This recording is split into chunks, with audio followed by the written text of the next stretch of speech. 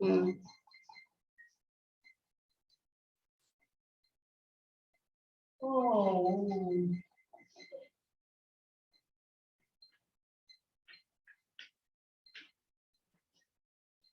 ठीक है। किसी ने मुझसे पूछा था चौथे पद का, चौथे पद में क्या है ना? तो चौथे पद में है हरी है राजनीति पड़ी आए, पढ़ी आए।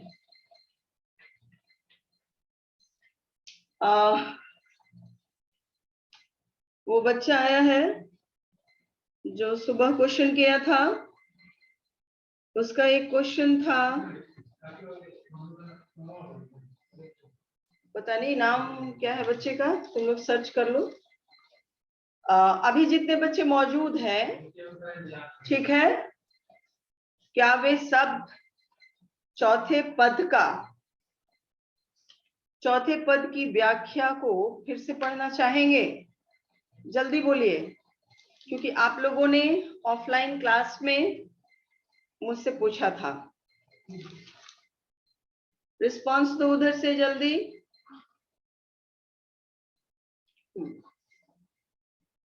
आदित्य रंजन, आकाश,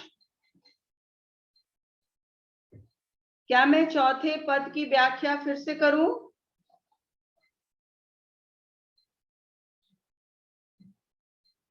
आलोक वर्मा,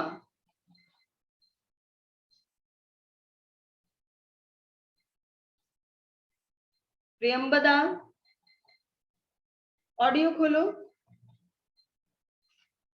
ऑडियो खोलिए, हाँ, और बात करिए।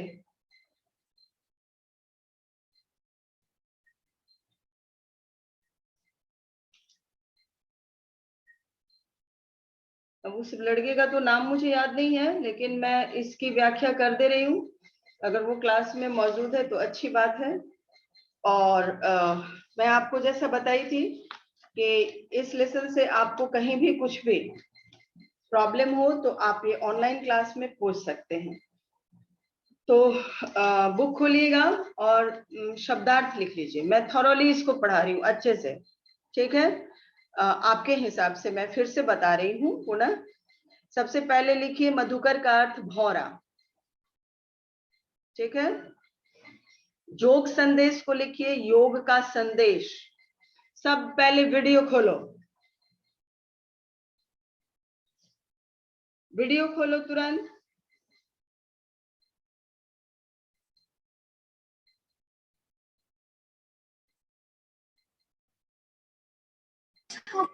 Yes ma'am.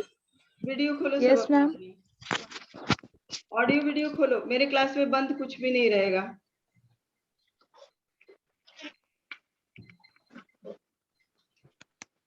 चलिए बुक निकालिए और चौथे पद का शब्दार्थ के साथ व्याख्या लिखना है और सुनना भी है। सबसे पहले आप शब्दार्थ लिखिए। मधुकर मतलब भौरा लिखिए। योग संदेश मतलब योग का संदेश। योग का, इसका अर्थ लिखिए योग का संदेश। पठाए, पठाए मतलब लिखिए भेजे, पठाए भेजे। आगे के, आगे के, पहले के, पहले के, परहित, दूसरों की भलाई, परहित, दूसरों की भलाई। दौलत ढाए, घूमते फिरते थे, दौलत धाए, घूमते फिरते थे। क्या? फिर, फिर से, पाई है, प्राप्त कर लेंगी, पाई है, प्राप्त कर लेंगी। अनीति, अनीति, अन्याय, अनीति, अन्याय। और आपुन, आपुन मतलब स्वयं, है ना, आपुन, स्वयं। इसके अलावे भी अगर कठिन शब्द हैं आपके पास चौथे पद से, तो आप पूछिए। वीडियो खोलो, रोहिणी, सृष्टि, आकाश, शिविका, वरना मैं सबको रिमूव कर दूंगी। जितने शब्दार्थ लिखाए गए चौथे पद से, अगर इसके अलावे भी कोई ऐसे शब्द हैं जिनका अर्थ आप जानना मुझसे चाहते हैं, तो आप उधर से बोलिए। 1 सेकंड का टाइम है।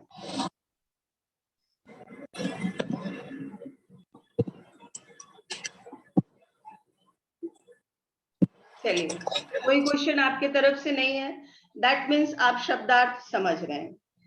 अब मैं आती हूं इसके हिंदी रूपांतरण और व्याख्या पर। ठीक है, आपको पता है कि गोपियां उद्धव से कह रही हैं, क्या कह रही हैं कि श्री कृष्ण तो किसी राजनीतिज्ञ की तरह हो गए हैं, बहुत बड़े वो राजनीतिज्ञ हैं, ऐसा महसूस कर रही हैं गोपियां। एक एक करके क्यों आते हो भाई?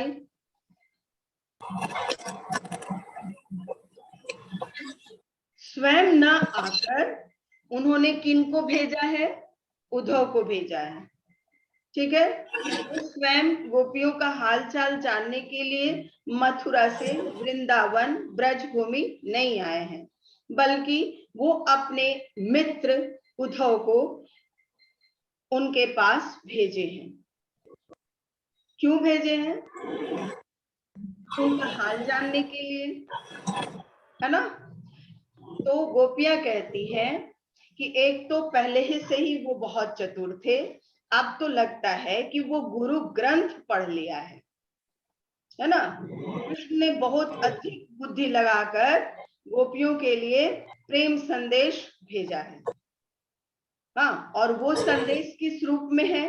वो संदेश योग संदेश के रूप में है, निर्गुण ब्रह्म के उपासक के रूप में है। और निर्गुण ब्रह्म क्या है, इसकी व्याख्या मैं कक्षा में आपको बहुत विस्तार से कर चुकी हूँ। अभी फिर मैं वही बात दोहराऊं तो शायद आगे की बातें रह जाएंगी।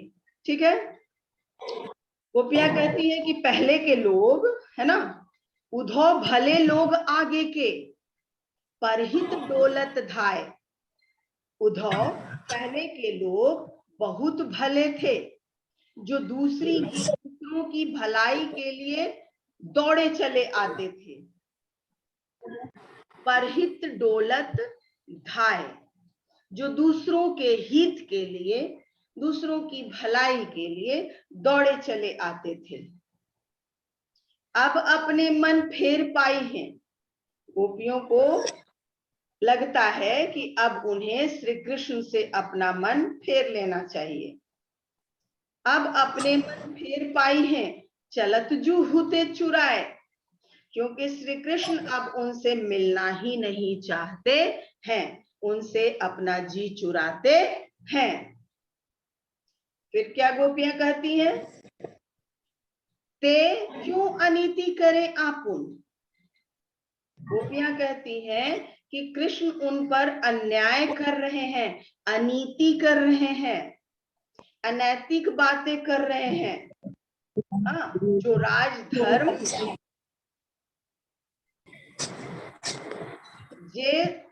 फिर से सुनो, ते क्यों अनीति करे आपुन, ते और अनीति छुड़ाए। वो श्री कृष्ण जो कभी किसी पर अन्याय और अनैतिक बातें नहीं करते थे, वो अब हम पर अन्याय कर रहे हैं। श्री कृष्ण को तो अपने धर्म का पालन करना चाहिए, उन्हें राजधर्म का पता होना चाहिए, जो यह कहता है राजधर्म कि प्रजा को कभी भी किसी भी स्थिति में सताना नहीं चाहिए। ये है आपका भावार्थ। ठीक है, प्रस्तुत पद का भावार्थ हुआ। अब आप सुनिए इसके विषय के बारे में, है ना। प्रतिपाद्य विषय क्या है इस पद में, उसको भी सुन लीजिए। दोनों को सुनने के बाद शायद आपके पास फिर कोई प्रॉब्लम नहीं रहेगा। ठीक है, एक बार और सुनिए। गोपियां उद्धव को मधुकर कहती हैं, भौरा कहकर संबोधित कर रही हैं। उद्धव के मुख से योग का संदेश सुन सुनकर गोपियां खींच उठती हैं, गुस्सा होती हैं। गोपियों को ज्ञान विषयक बातों पर चर्चा बहुत कष्ट देता है। ज्ञान की बातें क्या सिखा रहे हो? हाँ, हम तो श्री कृष्ण के प्रेम में पगे हुए हैं, मुझे और कुछ ना सीखना है ना सुनना है। उद्धव को सुनाते हुए एक गोपी दूसरी गोपी पर कहती है, सुनाती हुई क्या कहती है, सुना है श्री कृष्ण जी अब राजनीतिक सीख लिए हैं, है ना। राजनीति क्या है ये आपको मैंने बताया है। हरि है, राजनीति पढ़ी आए। एक गोपी है दूसरी गोपी से समझी बात कहत मधुकर के समाचार पाए। मधुकर की बातों को सुनकर, सारे समाचारों से अवगत होकर हम समझ गए कि श्री कृष्ण बहुत चतुर हो गए हैं, वो राजनीति पढ़ आए हैं, वो राजनीतिज्ञ हो गए हैं। हाँ, और हमारे पास योग संदेश पहुंचा रहे हैं। अब प्रेम का संदेश नहीं, अब योग का संदेश हम लोगों के लिए भिजवाए हैं। एक तो पहले ही चतुर थे, अब और लगता है कि वहां जाकर उनकी चतुराई बढ़ गई है, गुरु ग्रंथ पढ़ लिए हैं, है ना, बहुत बड़े राजनीतिज्ञ हो गए हैं। ऐसी उलाहनाएं, ऐसे व्यंग गोपियां श्री कृष्ण के लिए करती हैं। ठीक है, बड़ी बुद्धि जानी जो उनकी जोग संदेश पढ़ाए। अब उनकी बुद्धि का अनुमान हम लगा सकते हैं, हम गोपियां, कि वो हम लोगों के लिए योग का संदेश भिजवाए हैं। फिर कहती हैं उद्धव को कि पहले के लोग ही अच्छे थे, जो दूसरों के हित के लिए दौड़े चले आते थे। उद्धव भले लोग आगे के परहित डोलत धाय, अब अपने मन फेर पाए चलत जो होते चुराए। अब हमें भी ऐसा लगता है कि हमें भी अपना मन फेर लेना चाहिए, क्योंकि श्री कृष्ण हमसे जी चुराते हैं। अब हमें, अब हमारी कोई चिंता उन्हें नहीं है ना। अब आगे देखिए, गोपियां श्री कृष्ण से इतनी ही विनती करती हैं कि वे उनके मन को, जो उनका मन चुराकर चले गए हैं और अब अपना जी चुरा रहे हैं उनसे। दोनों बातों को बड़ी ध्यान से सुनिए। गोपियां श्री कृष्ण से कह रही हैं उद्धव के माध्यम से कि हमारा जी चुरा कर तो वो चले ही गए हैं, हमारे मन पर तो उनका कब्जा है ही, अब जो वो जी हम लोगों से चुरा रहे हैं, है ना, अब अपने मन फेर पाई हैं चलत जू होते चुराए। हमारे जी को चुरा कर वो अब हमसे जी चुरा रहे हैं, अब हमारे पास आना नहीं चाह रहे हैं, हमारे कोई खोज खबर लेना नहीं चाह रहे हैं। इसका भाव क्या हुआ? मन तो गोपियों के पास है ही नहीं, क्योंकि उस मन को तो श्री कृष्ण उसी समय मथुरा ले गए जब वे स्वयं चले गए थे। किसका? जो राक्षसी वहां पर लोग रहते हैं, कंस है मथुरा में, और भी बहुत सारे राक्षस हैं जिनका नाम आप, अक्रूर इत्यादि सब राक्षस हैं, है ना। अरे ये सब काहे कोई सब घुसते रहे। हाँ, तो क्या है कि उन राक्षसों का वध करने के लिए वो जाते हैं मथुरा। तो गोपियों का गोपियों का मन वो तो पहले ही चुरा कर चले गए हैं, और अब वो अपना भी जी गोपियों से चुरा रहे। क्यों अनीति करे आप उनसे और अनीति छुड़ाए, राजधर्म तो यह सूर जो प्रजा न जही सताए। अब गोपियां कहती हैं अंतिम पंक्ति में कि श्री कृष्ण हमारी कोई खोज खबर नहीं ले रहे हैं, राजा बन गए हैं, लेकिन राजा का धर्म होता है प्रजा की भलाई करना, प्रजा का हित करना, प्रजा की रक्षा करना, प्रजा को प्रसन्न रखना। और ये श्री कृष्ण भूल गए, राजधर्म श्री कृष्ण भूल गए हैं और उन्हें गोपियां राजधर्म की याद दिलाती हैं। चलो आप पूछो, प्रश्न करो। चौथे पद से कुछ भी डाउट है, आपको कहीं भी समझ में नहीं आ रहा है, भावार्थ, व्याख्या या कोई भी ऐसा टर्म जो आप समझ नहीं पा रहे हैं, आप उसको बताइए, पूछिए। कोई भी बच्चा, वहां पर कितना, यहाँ हमारे पार्टिसिपेंट 17 दिख रहे हैं, 16 तो जरूर होंगे। प्रश्न करिए, चौथे पद से प्रश्न करिए। सूर्य के पद के चौथे पद से हरि है राजनीति पढ़ी आए, इससे आप प्रश्न करें। और अगर कोई प्रश्न नहीं करते तो हुआ कि आप समझ गए। फिर अगर आपको पद संख्या 1, 2, 3 में कहीं कुछ कठिनाई है तो आप पूछ सकते हैं, बोलिए। क्लास 10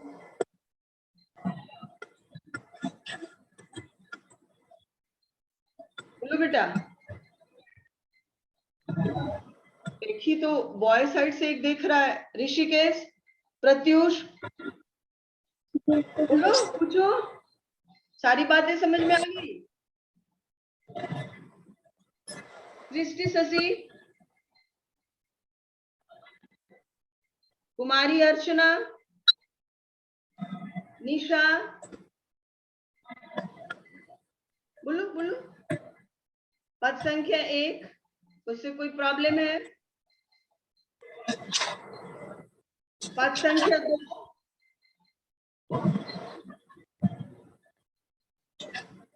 आप लोग तो कुछ बोल ही नहीं रहे हो, लग रहा है कि एकदम से, क्या बात है? No ma'am. कोई प्रॉब्लम नहीं है। सिद्धि? नो मैम, कोई प्रॉब्लम नहीं है। चलिए, चौथा पद जो जिसमें आप लोगों को थोड़ा बहुत कंफ्यूजन था, उसको मैं दूर कर दी हूं। और अब आप जो क्लास में, ये लेसन तो बिल्कुल कंप्लीट है, लेकिन एक बात, क्यों नहीं बचे हुए समय में क्वेश्चन आंसर पर विचार किया जाए, प्रश्नोत्तर परिचर्चा। क्योंकि आप लोग पता नहीं प्रश्नोत्तर बनाए हैं कि नहीं कॉपी पर, बोलिए। अगर नहीं बनाए हैं तो चलिए मैं प्रश्नोत्तर परिचर्चा पर आती हूँ। पद संख्या 1 से इंपॉर्टेंट क्वेश्चन, ठीक है?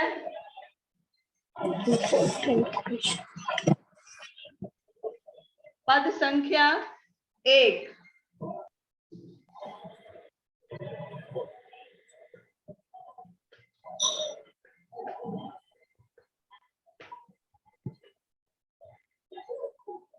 है ना? इससे प्रश्नोत्तर देखिए, पहला पद से।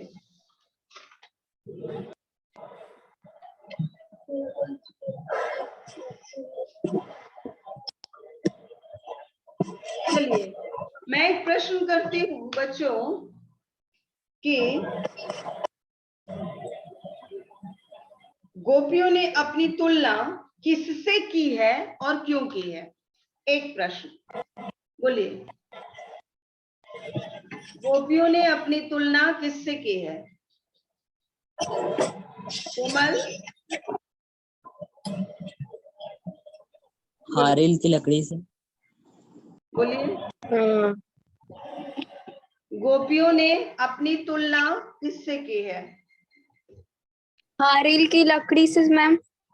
हाँ, और हम पद संख्या 1 से पूछ रहे हैं प्रश्न। मैं आपसे प्रश्न कर रही हूँ पद संख्या 1 से, ठीक है? आपको याद है जब मैं क्लास में पढ़ा रही थी तो बताई थी ना कि गोपियां खुद को गुड़ के ढेले में लिपटी हुई चींटियां, जिस प्रकार गुड़ के ढेले में चींटियां लिपटी हुई रहती हैं, उसी प्रकार गोपियां कहती हैं कि मैं तो श्री कृष्ण, हाँ, हम तो श्री कृष्ण के प्रेम में ऐसे पगे हुए हैं जैसे कोई गुड़ के ढेले में चींटियां चिपकी होती हैं ना। ये है पद संख्या 1 के अनुसार उत्तर। क्या मैं गलत हूँ बच्चों? पद संख्या नो मैम। ठीक है। जब मैं आऊंगी 3 पर तब आप कह सकते हैं कि वो हारिल की पक्षी से अपनी तुलना की है। ठीक है बेटा, अब चलिए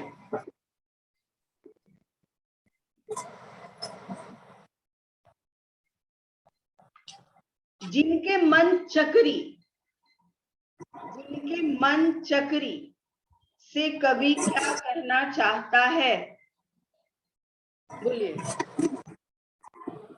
जिनके मन चक्री, ये लास्ट लाइन में है बच्चों। अगर आपके पास पुस्तक होगी तो आप वहां पर देख सकते हैं, ये अंतिम पंक्ति है पहले पद का।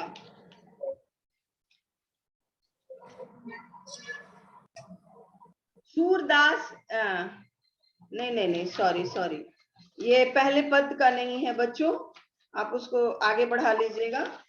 अच्छा, एक बहुत ही इंपॉर्टेंट क्वेश्चन मैं पूछ रही हूँ कि सूर के पद किस भाषा में लिखी गई है? ब्रजभाषा। ब्रजभाषा। जिनके मन चक्री का अर्थ हुआ कि आप ये अपना संदेश उन्हीं लोगों को सुनाइए जिनका मन अस्थिर रहने वाला है। हम गोपियां तो सिर्फ और सिर्फ प्रेम श्री कृष्ण से करती हैं और श्री कृष्ण के प्रेम में पगी हुई हैं। हमें कोई और संदेश, कोई और ज्ञान, कोई और धर्म की बातें सुनना पसंद नहीं है। उन्हें जाकर सुनाइए जिनका मन गतिशील होता है और जो अस्थिर मन के लोग हैं। उन्हें मन चक्री के समान घूमने